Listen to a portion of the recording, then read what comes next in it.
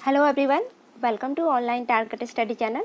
Friends, आज मैं इस वीडियो में बिहार बोर्ड 10वीं कक्षा के लिए हिंदी विषय के गोधूली भाग 2 गद्यांश से most important objective question series लेकर आई हूँ।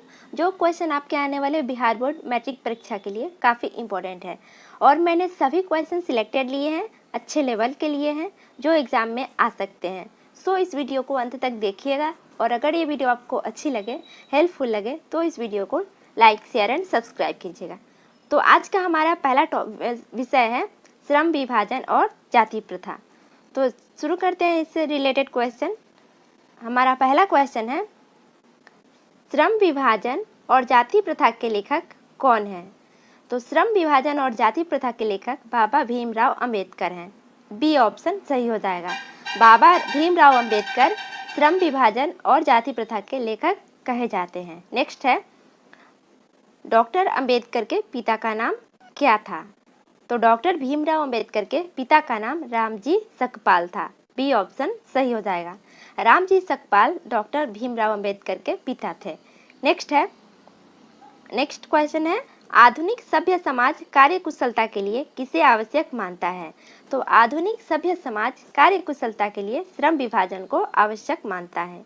ए ऑप्शन सही हो जाएगा।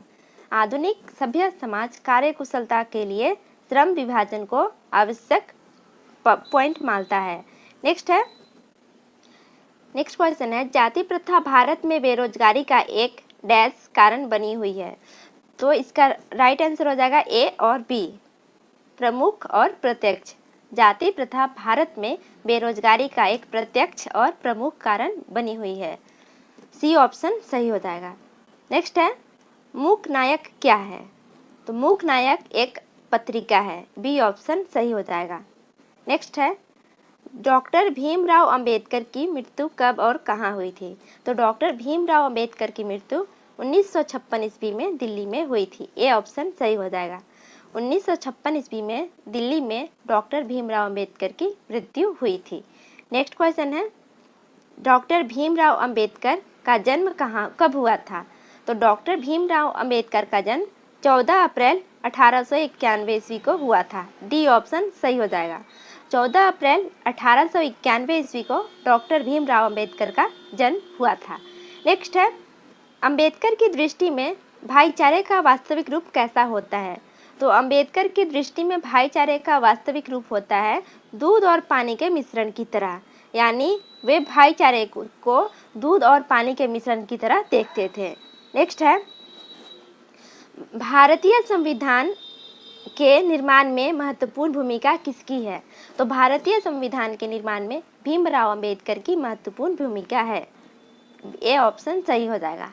भीमराव अंबेडकर की भूमिका भारतीय संविधान में महत्वपूर्ण है। नेक्स्ट है, सभ्य समाज की आवश्यकता है। तो सभ्य समाज की क्या आवश्यकता है? तो इसका राइट आंसर हो जाएगा बी, सभ्य समाज की आवश्यकता होती है श्रम विभाजन। बी ऑप्शन सही हो जाएगा। नेक्स्ट है, प्राथमिक शिक्षा प्राप्त करने के बाद अंबेडकर उच्चतर शिक्षा प्राप्त करने के लिए कहाँ गए?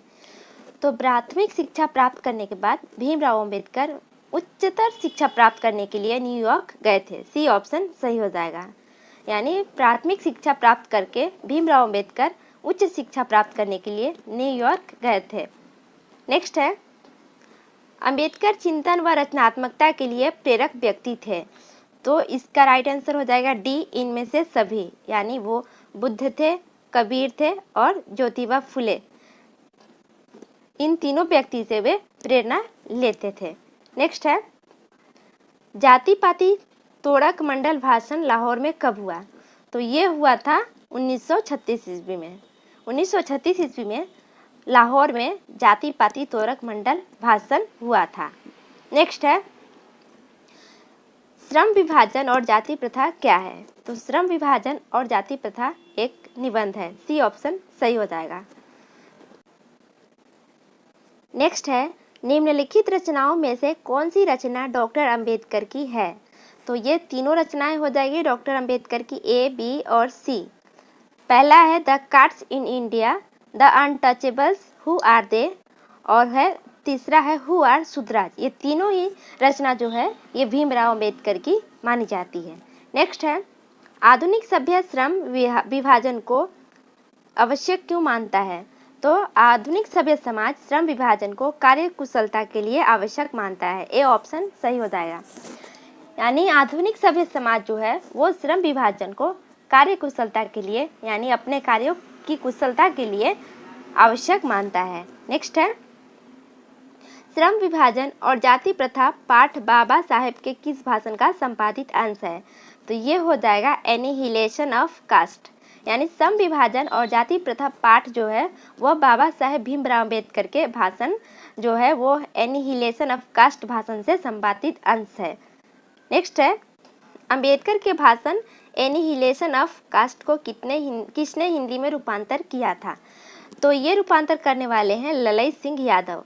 इन्होंने ही अम्बेडकर के भाषण एनिहिलेशन ऑफ कास्ट को हिंदी में रूपांतर किया था। नेक्स्ट है, अम्बेडकर का जन्म किस परिवार में हुआ था? तो अम्बेडकर का जन्म जो हुआ था वो दलित परिवार में यानी गरीब परिवार में हुआ था। वे गरीब परिवार में जन्मे थे। नेक्स्ट है, लेखक को इस युग में कहाँ पर विडंबना दिखाई दिया? तो लेखक को इस युग में जातिवाद में विडंबना दिखाई दी। ए ऑप्शन सही हो जाएगा। नेक्स्ट है, डॉक्टर अंबेडकर के माता का नाम क्या था? तो डॉक्टर अंबेडकर के माता का नाम भीमाबाई था। डी ऑप्शन सही हो जाएगा। नेक्स्ट क्वेश्चन है, डॉक्टर अंबेडकर ने पीएचडी की उपाधि कब धारण की? तो डॉक्टर भीमराव अंबेडकर ने पीएचडी की उपाधि सन 1916 ईस्वी में धारण की थी। सी ऑप्शन सही हो जाएगा। सन 1916 ईस्वी में डॉक्टर भीमराव अंबेडकर ने पीएचडी की उपाधि हासिल की थी। नेक्स्ट है, लेखक की दृष्टि में विडंबना की क्या बात है? तो लेखक की दृष्टि में जातिवाद के पोषकों की कमी नहीं है, यही विडंबना की बात है। नेक्स्ट है, लेखक की दृष्टि में आदर्श समाज कैसा होना चाहिए? तो लेखक की दृष्टि में आदर्श समाज वो होना चाहिए जिसमें स्वतंत्रता, समता और भ्रातृत्व का भाव हो। ये तीनों भाव जिस समाज में हो वो ही लेखक की दृष्टि में आदर्श समाज माना जाएगा। नेक्स्ट है, लेखक बेरोजगारी का प्रमुख और प्रत्यक्ष कारण किसे मानते हैं? तो लेखक बेरोजगारी का प्रमुख और प्रत्यक्ष कारण जाति प्रथा को मानते हैं। यानी जाति पाति का जो भेदभाव होता है उस प्रथा को बेरोजगारी का प्रमुख कारण लेखक मानते हैं। नेक्स्ट है, the castes in India their mechanism किनकी रचना है? तो ये रचना है भीमराव अंबेडकर की। ए ऑप्शन सही हो जाएगा। भीमराव अंबेडकर की रचना the castes in India their mechanism है। नेक्स्ट है, आर्थिक पहलू से भी जाति प्रथा डैश है। तो जाति प्रथा जो है वो आर्थिक पहलू से भी ज़्यादा हानिकारक होती है। बी ऑप्शन सही हो जाएगा। नेक्स्ट है, डॉक्टर भीमराव अंबेडकर का जन्म कहाँ हुआ था? तो डॉक्टर भीमराव अंबेडकर का जन्म माहू मध्य प्रदेश में हुआ था। यानी मध्य प्रदेश के माहू गांव में हुआ था। नेक्स्ट है, डॉक्टर भीमराव अंबेडकर ने किस पत्रिका का संपादन किया था? तो डॉक्टर भीमराव अंबेडकर ने बहिष्कृत भाषण पत्रिका का संपादन किया था। आज का हमारा अंतिम क्वेश्चन है, भारतीय संविधान का निर्माता के रूप में हम किन्हें जानते हैं? तो भारतीय संविधान के निर्माता के रूप में हम भीमराव अंबेडकर को मानते हैं। बी ऑप्शन सही हो जाएगा।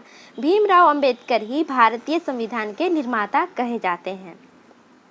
तो फ्रेंड्स, आई होप ये वीडियो आपको अच्छी लगी होगी। अगर वीडियो अच्छी लगी है तो इस वीडियो को लाइक कीजिएगा और साथ में चैनल को सब्सक्राइब भी कर लीजिएगा, जिससे आने वाली वीडियोस की नोटिफिकेशन आप सभी को टाइमली मिलती रहे। तो आज के लिए इतना ही। नेक्स्ट वीडियो में फिर से मिलेंगे, तब तक के लिए गुड बाय।